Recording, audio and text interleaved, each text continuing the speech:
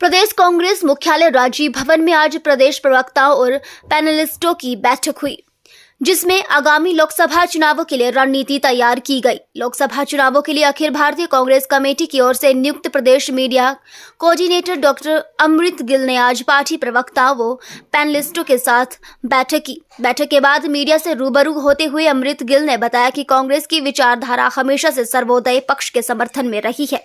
हमेशा से कांग्रेस ने सभी के पक्ष में उदय की विचारधारा को आगे रखा है। देश को एक सशक्त राष्ट्र के रूप में बनाया है, जिसमें एक सुई से लेकर जहाज तक का निर्माण देश में ही होता रहा।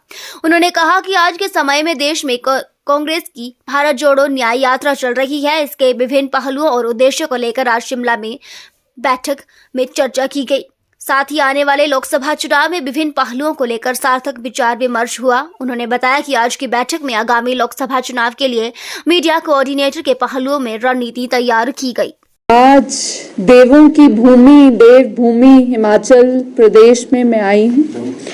तो ये आज की हमारी मीटिंग तो इंटरनल मीटिंग रही। इंटरनल हमने, क्योंकि प्रभार संभालने के बाद अभी मैं कुछ दिन आ नहीं पाई थी, तो हमारी इंटरनल बहुत सारी डिस्कशंस हुई कि लोकसभा में हम लोग कैसे जाएंगे, काउंटर कैसे करेंगे, स्ट्रैटेजीज हमारी कैसे रहेंगी, और बाकी जो पार्टी नेशनल लेवल पे भारत जोड़ो न्याय यात्रा चल रही है उसमें जो हमारे एजेंडाज हैं, जो सोशल इकोनॉमिक पॉलिटिकल इनजस्टिस जो देश में हो रहा है, तो उसके बारे में विचार हुआ। दो विचारधारा जो देश में चल रही है, एक वर्चस्व पक्ष और एक सर्वोदय पक्ष।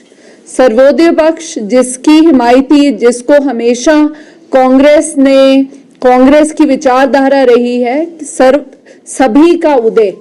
कतार में खड़ा आखिरी व्यक्ति भी जब ये समझेगा कि ये सरकार की जो पॉलिसीज हैं, ये सरकार जो कुछ कर रही है ये मेरे लिए है, तब सर्वोदय आएगा। और कांग्रेस जब से देश निर्माण हुआ है, सुई से लेके जहाज तक हमने बनाया है, और वही चीजें हर डिसीजन में, हर लॉ में, चाहे right to food, right to education, right to health, MNREGA को लेके आए, तो उसमें सबसे महत्वपूर्ण रहा वी द पीपल।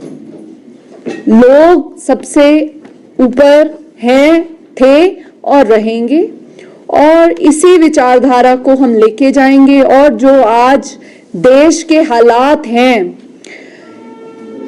मुझे, जब आप भी सभी मीडिया से हैं तो आप लोग जानते होंगे कि नौकरियों का देश में क्या हाल है। बेरोजगारी 45 साल से सबसे ज्यादा है, और आज नौजवानों ने नौकरी मांगना भी बंद कर दिया, क्योंकि जब उम्मीद खत्म होती है तो हम मांगने भी नहीं जाते। तो देश का जो कुछ हाल ऐसा हो गया है, महंगाई के लिए, अगर मैं, आप सभी लोग मेरे जैसे हैं, आज से पहले हम ये नहीं सोचते थे कि यहाँ से जाना है, गाड़ी में जाएं, ट्रेन में जाएं, बस में जाएं, क्योंकि तब तेल की कीमतें इतनी महंगी नहीं थी। पर अब तो 100 से हमेशा 100 के पार या 100 के करीब डीजल पेट्रोल है, और महंगाई ने देश की अर्थव्यवस्था की कमर तोड़ दी है। और बाकी